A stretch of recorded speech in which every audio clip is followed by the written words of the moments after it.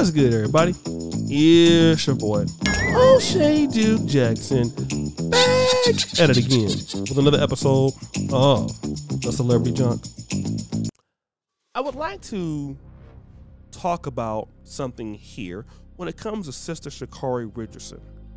Now, Sha'carri Richardson, I believe, I don't know if she's doing a lot of winning now. As it seems, she's been winning a little bit more, and she is inconsistent, but she has the capability of still being very great. And let me just say this, as a brother from the African American community, when our women are out there winning, I want to be one of the brothers supporting them. I love supporting our people. I don't care, black men, black women. If you're doing something great, I want to help you, right? Now, despite the fact that she's a little different, I think a little unorthodox, I'm glad that she's winning, and I believe she did win a race here very shortly. But I want to talk about something, unfortunately, that will be a huge criticism of Sister Sha'carri Richardson. Right before she wins this race, she rips off her wig. It is an orange wig, which reveals, you know, the braids, which the braids were nice, whatever like that, right? But she rips off this wig and kind of throws it behind her. And I think that's very interesting, because when I look at the Jamaicans, and this is important, right? Because we at many times we have this conversation between us as African Americans and these other groups who are black. And I'm saying these other groups, I'm talking about the emerging blacks. Jamaicans, Haitians, Nigerian Americans, Ugandan Americans, Ghanaian Americans, those who may even be half African, half Caribbean, or even half African American, half Caribbean, black Dominicans, black Puerto Ricans. What I've noticed is largely those groups who still, we share, especially with the Jamaicans and Haitians, very similar common ancestry. In fact, we're closer to them than anybody else in the diaspora. You can never find Jamaican ladies behaving in this manner. I'm going to say it again for those of you in the back. You never see Jamaicans who have very similar hair structure, if not almost identical to Sha'carri Richardson. You just won't see them ripping off her wig and throwing it in the back. Because for somebody in that culture, it looks disrespectful. Let me even take it to African American women in these sports. You will never see them doing that. We see Sha'carri Richardson doing that. And I know you guys are going to say that I'm reaching, because a lot of you are very liberal, but image is everything. Let me even tell you that you don't even see a lot of black women doing that. But I wanna say that Sha'carri Richardson in track is almost the equivalency of Glorilla in hip hop. Almost the equivalency, as close as you can get to Young Miami. The equivalency of Sukihana in track.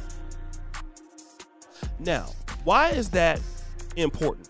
Because, see, Glorilla is what we would consider a no talent by many people. Sukihana also, Young Miami also.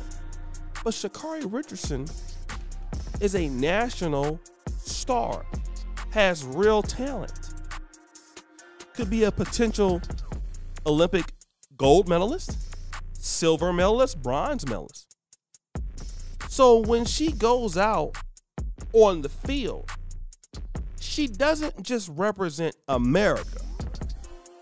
She represents more or less the history of our people. Her stage, in my honest opinion, is greater than the one I'm talking about. And when they see her do that, what it does is it puts a negative perception on our women in our community. And the women of our community, I'm gonna be honest, as hood as some of our people can be, most of them won't do what she just did. Okay?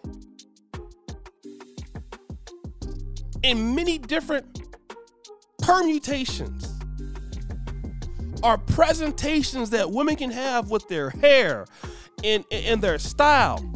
A lot of sisters in sports that have went to great PWI universities or even some HBCUs won't do that. But us as the blacks, when we do something that's like that, it really tells the world something is wrong with their people. It's something about that group. What kind of disrespect is that for your country? Now, it might be a small thing for you, but what I'm telling you is how you're classified on the world stage, it really hurts you when you want to go someplace else. As a black person, African American, I lived in Poland, okay? And I want you guys to understand how deep this gets. Before I got there, we had Nigerian brothers and sisters who lived in Poland. Some of them have been there since the communist era in Poland. And while some had achieved some very nice things, going to medical school and doing very well, we must also understand that some of them did not. And upon me arriving there, I was categorized alongside these Nigerians that had lived in Poland. Now, let it be known, I never been to Nigeria until 2022 as a visitor. Never. So that means I was already 41. Okay? I never been to a Nigerian church. I grew up in the black community at Mount Olive Baptist Church in Del Paso Heights. But I was classified as these particular groups of people based on some negative experiences that these folks had with Nigerians in Poland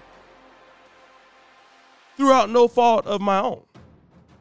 The same thing that happens when you have the passport bros have an issue in Dominican Republic or Colombia, or some African Americans having some issues in Tanzania. What you don't understand is you get all of these stereotypes before you get there. And it's worse with the blacks because people want to believe it. And everything that you do, people want to pretty much tag you for it.